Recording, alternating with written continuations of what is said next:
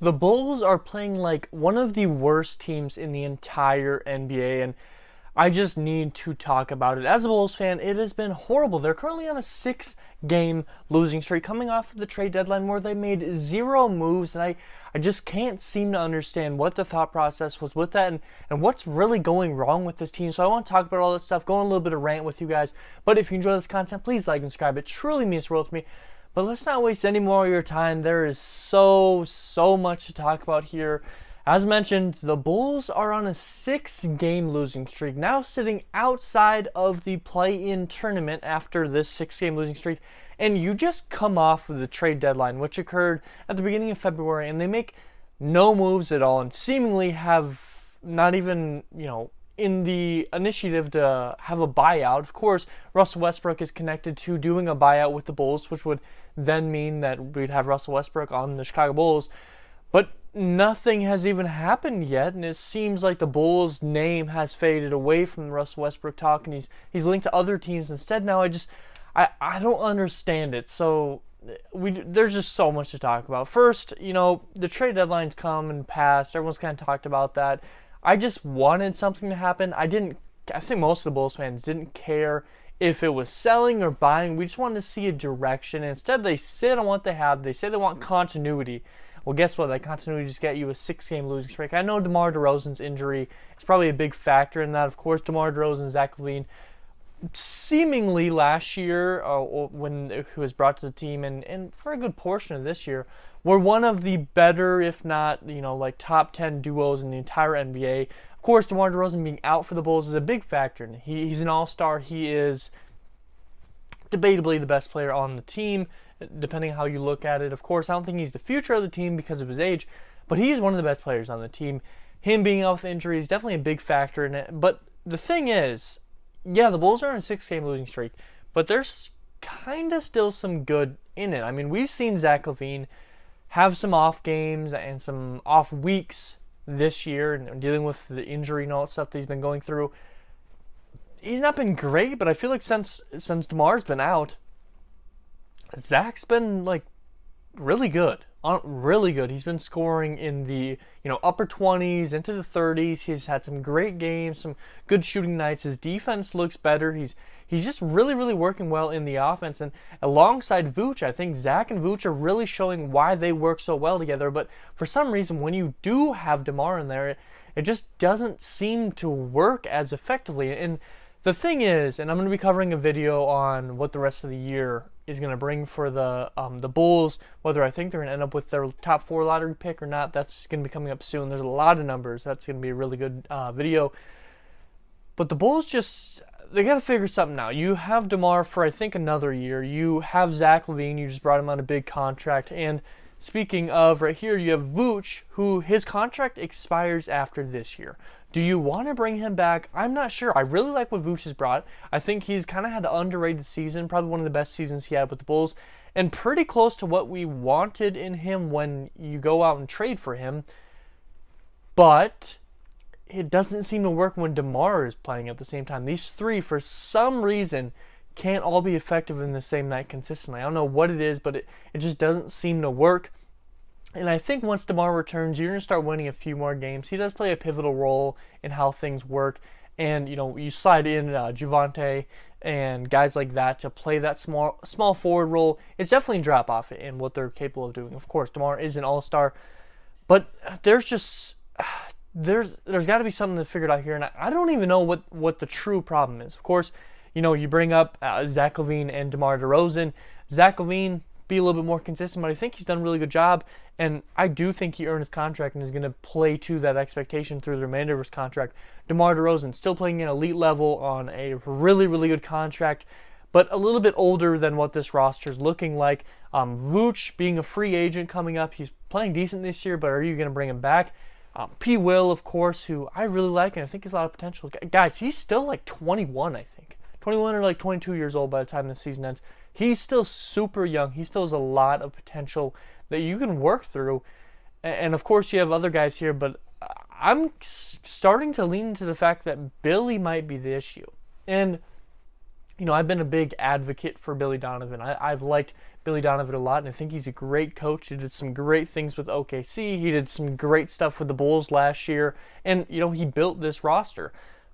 But it kind of seems like he lost the locker room. I mean, we're hearing reports about Zach LaVine and Billy Donovan kind of having fights, and people saying, "Oh, Zach LaVine was 100% getting moved because of these things." But I'm starting to think that maybe it's not just Zach that's having issues with Billy Donovan. Maybe he's the one that's willing to speak out the most because he's been with the team for a long time. He's been here before Billy. He's been here before all these other guys, and he's kind of the face of the franchise for this current moment. I would probably say Zach LaVine is the guy you think of when you say the Bulls for most people. Maybe we heard about Zach LaVine having issues with Billy Donovan because he's willing to speak out on something like that because he's been through this stuff. Maybe that's why you're hearing it, but it kind of seems he might have lost the rest of the locker room too. I mean, these guys aren't playing all out. They're just not. They're not playing 100%, and that kind of has something to do with coaching. You're not seeing full potential reach with players, and I think, these guys made it to NBA because they're at a top level skill. And I do kind of think that once you make the NBA, depending on how good you get versus if you just kind of plateau, depends on your coach more than anything. I just think that Patrick Williams, I would assume he was kind of having a down year. Patrick Williams having a little bit of improved year, had one of his best months, weeks back in January, but kind of back in the downhill. I'm kind of starting to think Billy Donovan's the one that's the issue with that. Maybe he's not giving you enough, capability. And speaking of, some of your young guys, of course, you have, looks like his face got cut out here. You have Ayo Dosunmu, you got Alex Caruso, maybe not so young here. Your guard position. A lot of people thought that they were going to move on from a guard at the trade deadline. You still have a lot of issues here. You're going to have Kobe White as a free agent. You have Ayo Dosunmu as a free agent and Vooch. Those are some pretty decent-sized names. Kobe's having a good year. Ayo Dosunmu really should be a big pivotal piece of the future of this Bulls team. And I'm starting to worry that he's not going to be on this team long term. I have a weird feeling that they're going to end up signing somebody else and let Ayo move on and Kobe White. I think that would be a bad decision. I don't think that would work out the way that you'd want it to. The Bulls just got to figure something out. You're like the 11th seed. You're, I think, like the 7th or 8th best odds, or worst record, so better odds for getting your lottery pick back, but it's top 4 protected. So you might not even get that. This team is a young team. I think they got a lot of young talent. I mean, I look at this roster and I look at ages and I look at the names, and I'm attached to pretty much everyone on this team, of course, because I'm a big Bulls fan. I watch as many games as I can in the area that I live in, not all the time on.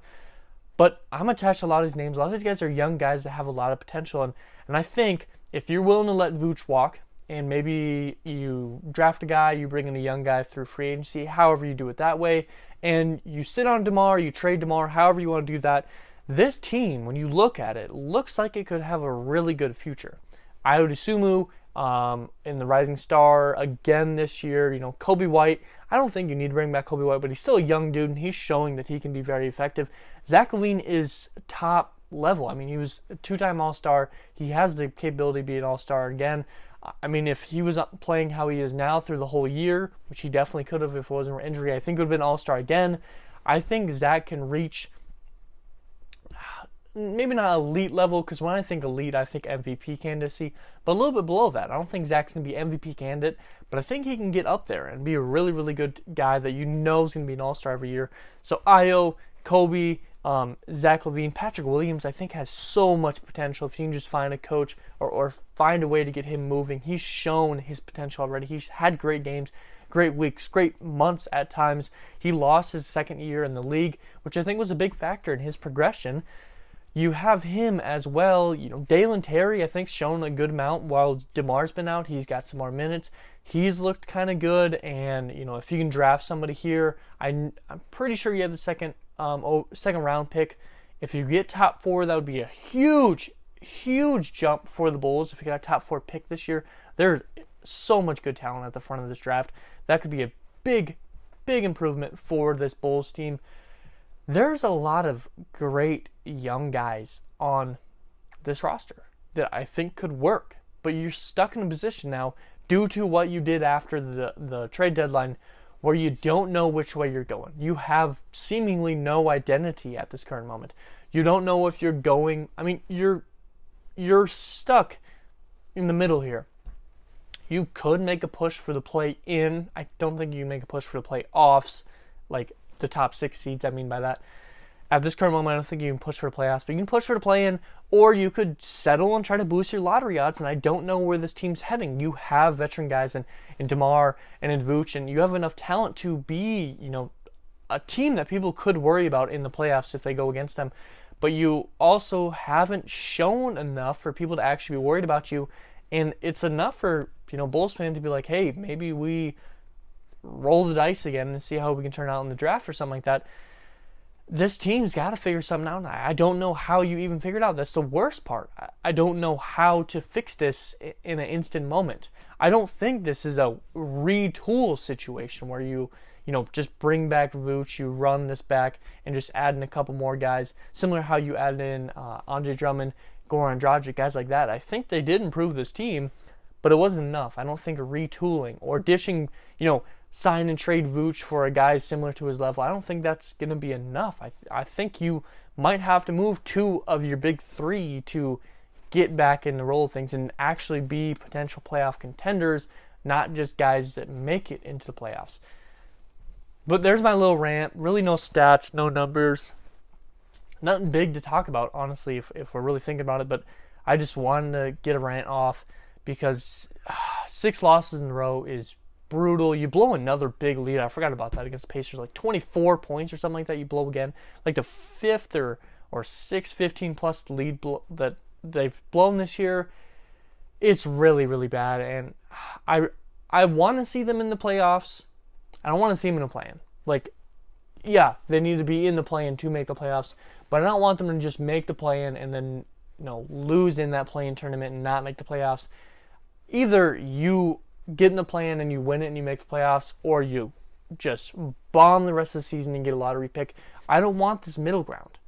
This team, I either want really, really fun basketball to watch, which this team can be at times, or getting this team ready to have really, really fun basketball with a big level draft pick. And I don't want you to tank. I hate tanking. But this team's already playing at a level where they could just end up at that level even when they're trying to win. So, what do you guys think? Would you rather this team make the play-in or get a lottery pick? Do you think they need to maintain this team? What do you think about all this stuff? If you enjoy this content, of course, please like and subscribe. It truly means the world to me. And as always, I hope it taught something today. I hope it made you smile. I hope it made you laugh. Something really important to me. Affects someone's day in a great way. And as always, you guys all be safe out there.